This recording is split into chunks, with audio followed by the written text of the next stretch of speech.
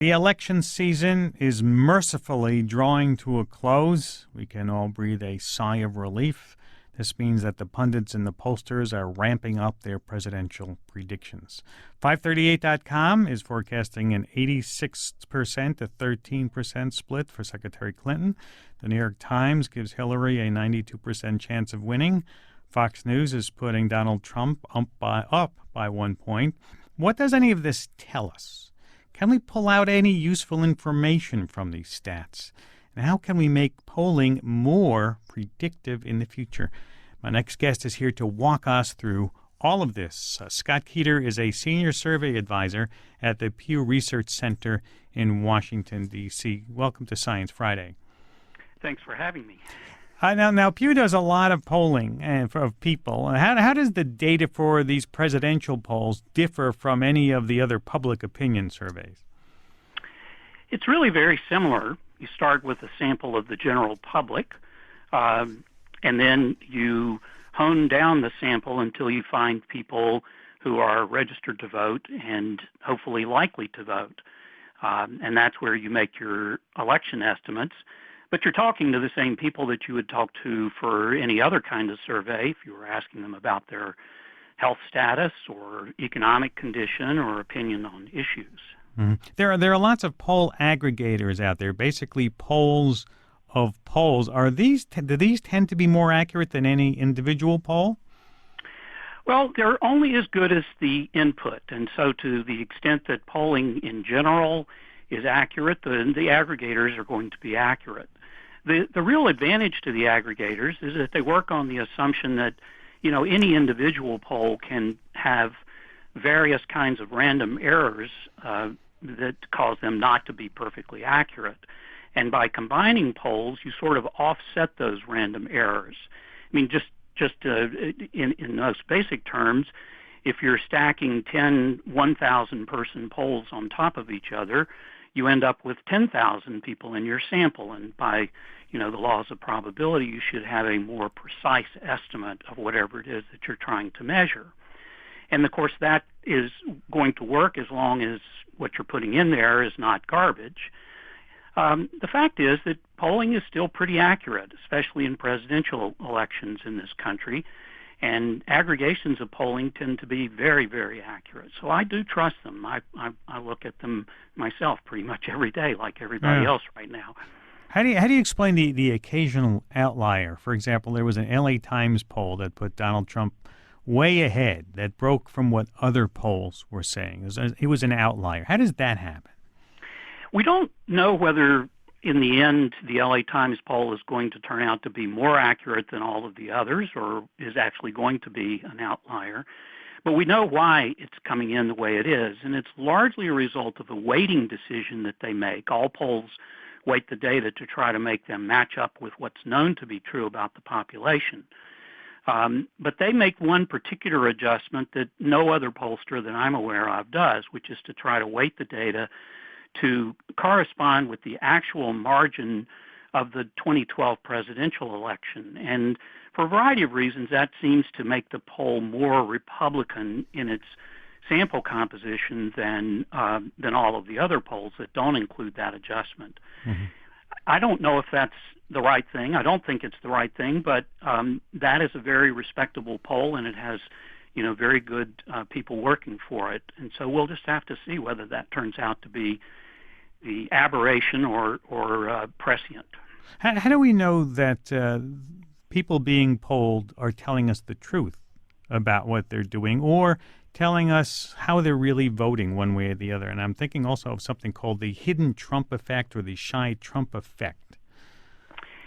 It's long been a worry in the polling profession that people are hiding their opinions. And the fact that the track record in American presidential elections in particular has been so accurate, and that it's not where the errors have occurred, they have tended not to be consistently in a conservative or a liberal direction over the years, gives us a lot of assurance that people are not shading the truth, or at least not systematically doing so. Of course, this was a big controversy in the 1980s and 1990s when something similar seemed to be happening with African American candidates, where the polls would overestimate how well they were going to do. I was polling in Virginia in 1989 when Douglas Wilder ran for governor there, and the polls consistently overestimated how well he was going to do. He won, but only by a fraction of a point. But then Barack Obama came along, and pollsters were really worried about it, but the polling in 2008 and in 2012 was remarkably accurate. So I don't put a lot of stock in the idea that people who support Donald Trump are afraid to admit it. Do you think that the kind of voter is not fearful of saying I'm a supporter? Well, anecdotally, I certainly see that. I mean, it's possible that there are some people, given how much controversy there is about his candidacy and the fact that many people in his party, at least at the elite level, have rejected him, that you could imagine some people not owning up to it. But we just don't have much evidence that that's happened in other cases. So at this point, I guess we could also point to the primaries. The Republican primary polling was not bad. I mean, primary polling is difficult, period, just because of the nature of the electorate. But there were no serious biases of underestimating Trump's support. The underestimation of Trump's support in the primaries came from the pundits.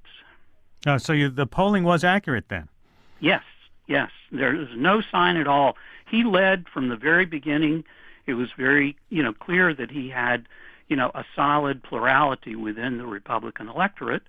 And, a lot of us, including myself in the beginning, just didn't think that in the end, as people got to know more about him, that he would he would stay atop, and he did. So this is a situation in which I'm not going to put myself in the class with Nate Silver, but Nate Silver didn't believe it. I didn't believe it. A lot of people didn't believe it. But eventually, the polling was proven right. Our number 844-724-8255, talking about polling. Is there a time when the history shows that we have reached the spot? We have, where the polls are not going to change a certain number of days or weeks out before the election? I'm a political scientist by training, and all of us in the profession who study elections tend to think that the fundamentals that drive American politics tend to lock people into their choices quite early. It's not to say that there aren't some people who can be persuaded towards the end. And this election, more than others, perhaps has a lot of that because both of the major party candidates are not very well liked. We see, unusually large percentages of people picking third-party candidates, for example. Yeah. But generally speaking, when you get within 2-3 weeks of an election, you don't see very much movement, particularly in the absence of major events. We've just had the third of the three debates. It's hard to imagine what could happen at this point that would radically change the thinking of the public at this point. Early voting has started in many of the states. I was watching some long lines already in North Carolina, and one of the analysts was saying that by election day, 75% may have been voted already. Does that mean we would know the answer to perhaps some of these states by exit polls before the balloting begins that day? The pre-election polls, are picking up the fact that there's a lot of people voting early, but it won't be 75%. It will be less than 50%, somewhere between 25% and 40%, perhaps. This is a trend. It's growing. The people who are trying to analyze this right now are doing it by looking at some big data sources, such as the voter files, which are national. Yeah. Do we lose him? I think I'm still here. Okay, go ahead. The folks that are looking at early voting are looking at the national voter files, these publicly available records of whether people are registered to vote and whether they've voted. And, they're telling us that in some states the Democrats are doing better than they did in 2012. So, we may get a clearer picture of how the election is going on the basis of that kind of information, but it's still pretty sketchy. Yeah, there's a lot of data out there on people, Twitter and Facebook, social media. Can you use that data to get a better, clearer idea who the voters are and what they're thinking than just by plain polling?